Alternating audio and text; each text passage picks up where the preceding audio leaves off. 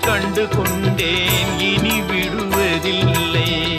உண்மையை கண்டு கொண்டேன் இனி விடுவதில்லை. முருகா உன் குணம் தன்னை அறிந்து கொண்டேன். உன் முத்தான தத்துவமே புரிந்து கொண்டேன்.